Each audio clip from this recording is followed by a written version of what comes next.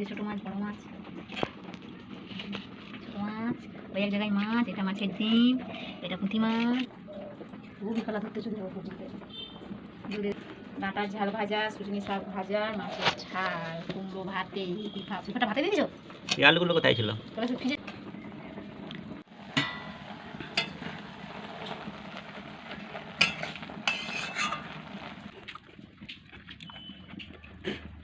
নিজে ভেজেছি বলো, বউ বাপের শোন না শাকের গুলো দেখুন, শাক ভাজা কিলো দেখুন।